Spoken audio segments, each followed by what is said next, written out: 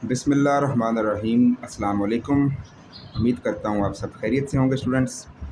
Class ninth की physics का chapter number 3 dynamics 1 के नाम से हमारा कंटिन्यू है।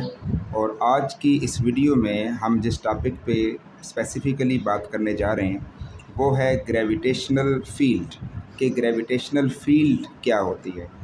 स्टूडेंट्स, ये बात सबसे पहले आपके नॉलेज में ज़रूर होनी चाहिए कि इस यूनिवर्स की हर बॉडी, चाहे वो छोटी हो या बड़ी हो, जानदार हो या बेजान हो, हर बॉडी दूसरी बॉडी को अपनी तरफ अट्रैक्ट कर रही होती है। ठीक है, जिस तरह हमारी अगर अर्थ की बात की जाए तो अर्थ भी हर चीज़ को अपनी तरफ अट्रैक्ट करती है, लेकिन ये अट्रैक्शन सिर्फ अर्थ के लिए ख़ास नहीं है, बल्कि अर्थ के अलावा जितनी भी अदर बॉडीज़ हैं, जैसे स्टार्स हैं, प्लैनेट्स हैं, इवन सन भी है, तो वो भी बाकी चीज़ों को अपनी तरफ उसी तरह खींचता है, उसी तरह अट्रैक्ट करता है जिस तरह के अर्थ कर रही है। और इसी अट्रैक्शन को ग्रेविटेशनल फोर्स का नाम दिया जाता है।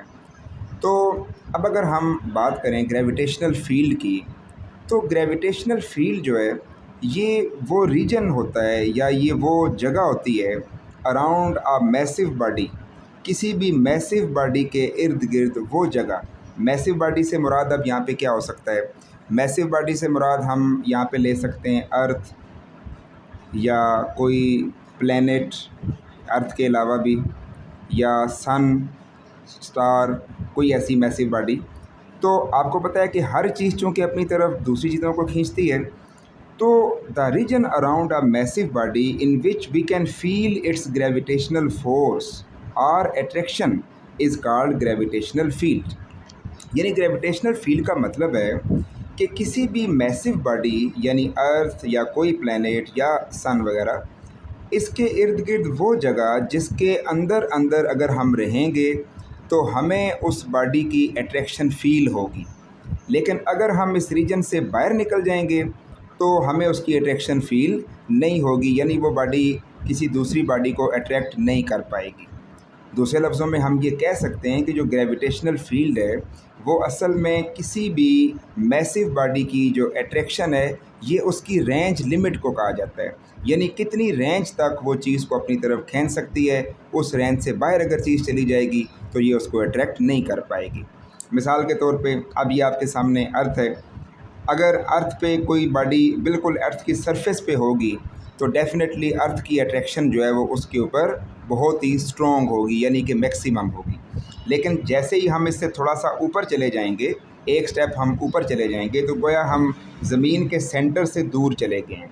ठीक है, ज़मीन के सेंटर से हम दूर चले गए, तो हमारी बॉडी पे जो ज़मीन की अट्रैक्शन अप्लाई हो रही है, जो ग्रेविटेशनल फोर्स अप्लाई हो रही है, तो वो स्टूडेंट्स कम हो जाएगी, क्योंकि हम ज़मीन के सेंटर से थोड़ा सा दूर आ चुके हैं। इसी तरह अगर हम एक स्टेप और ऊपर चले जाएंगे तो वो अट्रैक्शन थोड़ी और वीक हो जाएगी। यानी जैसे जैसे हम हाइट पे जाते जाते हैं, साथ ही साथ ज़मीन की अट्रैक्शन भी वहाँ पे वीक से वीक होती चली जाती है। हत्ता कि एक वक्त ऐसा आता है कि जब हम इतनी हाइट पे पहुँच चुके होते हैं कि अब अगर इससे आगे हम गए तो वहाँ पे ज़मीन की अट्रैक्शन ज़ीरो हो जाएगी। हम समझ जाएंगे कि बस ये वो पॉइंट है जिससे पहले पहले वाला जो एरिया था वो सारा ग्रेविटेशनल फील्ड था। तो अब आपको आई थिंक सो कि ये समझ आ गई है कि ग्रेविटेशनल फील्ड का मतलब क्या है। तो ऐसा एरिया जिसके अंदर अंदर आपको ज़मीन की या किसी प्लैनेट की या सन या किसी स्टार की अट्रैक्शन फील होगी, वो एरिया उसकी ग्रेविटेशनल फील्ड में आएगा या कंसीडर किया जाएगा। स्टूडेंट्स, दूसरी बात ये है कि अगर हमें ग्रेविटेशनल फील्ड को चेक आउट करना हो, क्योंकि यहाँ पे तो हम ग्रेविटेशनल फील्ड की एक इमेजनरी एक डायग्राम बना के इसको समझ रहे हैं, लेकिन अगर हम एक्चुअल लाइफ की बात करें तो अगर हम ज़मीन से ऊपर हाइट पे जाएंगे तो हमें कोई ख़ास ऐसी बाउंड्री वाल वहाँ पे नज़र नहीं आएगी कि जहाँ से हम समझ जाएं कि बस भाई यहाँ पे ग्रेविटेशनल फील्ड ख़त्म हो गई है, इसके बाद में नहीं होगी, इससे पहले पहले है। ऐसा कुछ भी नहीं है।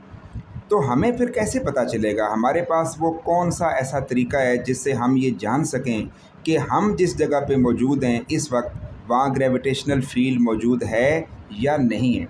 तो इसका बड़ा एक आसान सा टेस्ट है। वो ये है कि आप किसी भी हाइट पे हैं, कोई अननोन हाइट पे हैं, आप किसी प्लैनेट पे हैं या किसी रॉकेट पे हैं, किसी स्पेस शटल पे हैं, आप किसी भी अननोन हाइट पे हैं, तो आपने अगर चेक करना है कि वहाँ पे ग्रेविटेशनल फील्ड मौजूद है या नहीं, तो जस्ट आपने ऐसा करना है कि किसी भी एक बॉडी को वहाँ से फ्रीली रिलीज़ कर दें, उस जगह से उसको रिलीज़ कर दें। अगर वो बॉडी ज़मीन की तरफ गिरना शुरू हो जाए, यानी ज़मीन की तरफ वो बढ़ना शुरू हो जाए, मूव करना शुरू हो जाए, तो इसका मतलब बड़ा क्लियर सा है कि ज़मीन की अट्रैक्शन वहाँ पे वर्क कर रही है और वो जगह ग्रेविटेशनल फील्ड में आ रही है। लेकिन अगर आप किसी बॉडी को वहाँ से रिलीज़ करते हैं, अननोन हाइट पे किसी अननोन लोकेशन से आप उसको रिलीज़ करते हैं, तो वो ज़मीन की तरफ जाने की बजाय इधर उधर किसी और डायरेक्शन पे मूव करना शुरू हो जाती है। तो इसका मतलब होगा कि वहाँ पे ग्रेविटेशनल फील्ड ख़त्म हो चुकी है, हम ग्रेविटेशनल फील्ड से बाहर आ चुके हैं। तो स्टूडेंट्स, ये था एक बड़ा शार्ट सा टेस्ट इस चीज़ का कि ग्रेविटेशनल फील्ड जो है वो हम किस तरह से चेक आउट कर सकते हैं।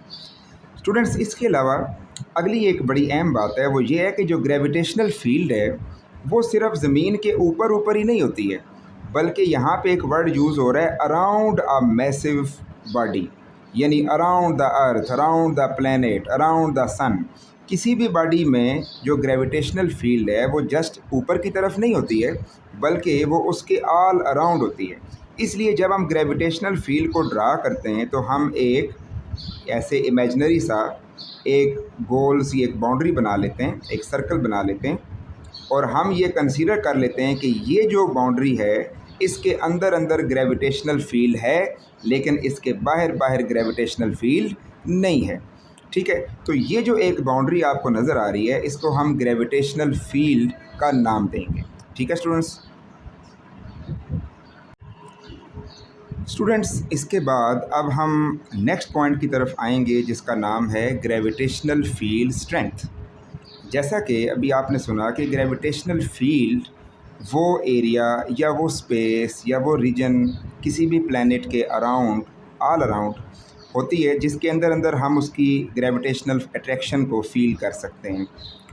अब बात ये है कि है तो ये सारी ग्रेविटेशनल फील्ड, लेकिन इस ग्रेविटेशनल फील्ड में अगर हम मुख्तलिफ़ पोजीशंस पे चले जाएं, मिसाल के तौर पे एक बॉडी को हम इस पोजीशन पे रख दें, पोजीशन नंबर 1, दूसरी को हम इस पोजीशन पे रख दें, पोजीशन नंबर 2, तीसरी को हम इस पोजीशन पे रख दें, पोजीशन नंबर 3। अब एक सवाल है कि क्या इन तीनों पोजीशंस पे जो ग्रेविटेशनल फोर्स अप्लाई हो रही होगी ज़मीन की, क्या वो सेम होगी या अलग अलग होगी? तो डेफ़िनेटली इसका आंसर एक ही है कि सेम किसी सूरत नहीं हो सकती है, क्योंकि इन तीनों पोजीशंस का ज़मीन के सेंटर से जो फ़ासला है वो तो एक जैसा नहीं है। तो जब इनका फ़ासला एक जैसा नहीं है तो फिर ये कैसे हो सकता है कि ज़मीन की अट्रैक्शन इन सारों पे एक जैसी अप्लाई हो रही हो? ऐसा बिल्कुल मुमकिन नहीं है, बल्कि इन तमाम पोजीशंस पे ज़मीन की ग्रेविटेशनल फ़ोर्स अलग अलग स्ट्रेंथ के साथ अप्लाई होगी, और इसी स्ट्रेंथ को हम ग्रेविटेशनल फील्ड स्ट्रेंथ का नाम देते हैं। जैसा कि आप देख रहे हैं कि इस वक्त ये तीनों पोजीशंस हैं तो ग्रेविटेशनल फील्ड के अंदर ही, ठीक है, इनमें से कोई भी ग्रेविटेशनल फील्ड से बाहर नहीं है, यानी इन तीनों पे ज़मीन की अट्रैक्शन तो अप्लाई हो रही होगी, लेकिन तीनों पे जो ज़मीन की ग्रेविटेशनल फील्ड है वो एक जैसी नहीं होगी। ठीक है, अप्लाई हो रही है लेकिन उसकी स्ट्रेंथ, उसकी शिद्दत, उसकी इंटेंसिटी वो तीनों पे अलग अलग अप्लाई हो रही है। तो इसी चीज़ को बेसिकली हम नाम देते हैं ग्रेविटेशनल फील्ड स्ट्रेंथ का। इसकी डेफिनेशन आपके सामने मौजूद है। The force of gravitation acting per unit mass is called gravitational field strength. ठीक है स्टूडेंट्स, अच्छा अब बात ये है कि जो ग्रेविटेशनल फील्ड स्ट्रेंथ है, चूँकि ये एक फ़िज़िकल क्वांटिटी है, हमें यहाँ से फ़ील हो रहा है कि ये एक फ़िज़िकल क्वांटिटी है, ये किसी चीज़ की स्ट्रेंथ या किसी चीज़ की इंटेंसिटी को रिप्रेजेंट कर रही है। तो ज़ाहिर है किसी चीज़ की इंटेंसिटी को हम मेजर भी करेंगे, तो मेजर करेंगे तो उसके लिए हमें फार्मूला चाहिए होगा। तो इसके लिए हमारे पास फार्मूला क्या होगा जिससे हम ग्रेविटेशनल फील्ड स्ट्रेंथ को फाइंड आउट कर सकते हैं? तो देखें, जैसा कि अभी हमने फार्मूले में ये देखा है कि force acting per unit mass, force हम कह देंगे F को, और ये कौन सी फोर्स है? ग्रेविटेशनल फोर्स है, तो छोटा सा नीचे G हम मेंशन कर देते हैं। और एक्टिंग पर यूनिट मैस का मतलब ये है कि इसको डिवाइड कर देंगे हम मैस के साथ। ठीक है स्टूडेंट्स। अच्छा, अब ये एफ़ और एम की रेशो हो गई है। एफ़ और एम की जो रेशो होती है, अगर हम न्यूटन के सेकंड लॉ के मुताबिक बात करें तो वो जो है वो तो ए के इक्वल होती है। वो किसके इक्वल है? ए के इक्वल है, यानी कि F is equal to M A, जिस तरह आप बोलते हैं F is equal to M A. तो इसका मतलब ये है कि यहाँ से एफ़ और एम की अगर रेशो ली जाएगी तो वो किसके इक्वलेंट आएगी? ए के इक्वलेंट आएगी। इसलिए मैंने एफ़ और एम की रेशो को ए कह दिया। अब चूँकि ये हमारे पास जो ग्रेविटेशनल फील्ड स्ट्रेंथ है, इसमें जिस फोर्स की बात हो रही है और उस फोर्स से जो एक्सेलरेशन प्रोड्यूस होगा वो आम एक्सेलरेशन नहीं होगा। आपको पता है, जहाँ पे ज़मीन की ग्रेविटी की बात आ जाए, ज़मीन की अट्रैक्शन की बात आ जाए, चैप्टर नंबर 2 में भी आप लोगों ने ये बात पढ़ी हुई है कि वहाँ पे ए जो है वो फ़ौरन रिप्लेस हो जाता है जी के साथ। ठीक है, तो हम इस ए की जगह पे लगा देंगे g is equal to F g divided by m. अब यहाँ पे ये जो जी आपको नज़र आ रहा है, ये असल में ग्रेविटेशनल फील्ड स्ट्रेंथ को ज़ाहिर कर रहा है, ग्रेविटेशनल फील्ड स्ट्रेंथ को रिप्रेजेंट कर रहा है। तो ग्रेविटेशनल फील्ड स्ट्रेंथ जो है वो असल में जी से ही रिप्रेजेंट होता है, यानी जिस तरह ग्रेविटी है उसी तरह ग्रेविटेशनल फील्ड स्ट्रेंथ है। इन दोनों का यूनिट भी इवन बिल्कुल सेम है। ठीक है, जैसे आपको पता है, अगर हम यूनिट की बात कर लें तो ग्रेविटी का जो यूनिट होता है वो हमने पढ़ा हुआ है ms-2। ठीक है, लेकिन जो ग्रेविटेशनल फील्ड स्ट्रेंथ है उसका यूनिट जो है वो हम जो लेते हैं, ग्रेविटेशनल फील्ड स्ट्रेंथ का जो यूनिट है वो होता है न्यूटन पर केजी। अब न्यूटन पर केजी और ms-2 ये सेम ही है। ठीक है, ms-2 लिखें या न्यूटन पर केजी लिखें, ये आपको पता होना चाहिए कि ये दोनों यूनिट्स बिल्कुल सेम है, इनमें कोई फ़र्क नहीं है। चलिए हम इसको थोड़ा सा देख लेते हैं कि ये किस तरह से सेम है। ठीक है, ज़रा चेक करते हैं। देखें ज़रा यहाँ पे लास्ट स्टेप में कि फॉर एग्ज़ाम्पल हम न्यूटन पर केजी ले लेते हैं। ठीक है, हम इसको सॉल्व करना चाहते हैं। न्यूटन पर केजी से स्टार्ट करते हैं। 1 न्यूटन इज़ इक्वल टू, अब आप सोचें न्यूटन सेकंड लॉ में आपने क्या पढ़ा हुआ है, 1 newton is equal to, 1 newton is equal to होता है के जी ms-2। ये मैंने लगा दिया न्यूटन की जगह पे। ठीक है, और उसके बाद आगे पर केजी आ गया, तो ये पर केजी हमने ऐसे ही लगा दिया। अब ये वाला केजी और ये वाला केजी आपस में कैंसिल हो जाएंगे और बाकी हमारे पास क्या रह जाएगा, ms-2। इसका मतलब ये है कि न्यूटन पर केजी जो है वो ms-2 के इक्विवेलेंट है।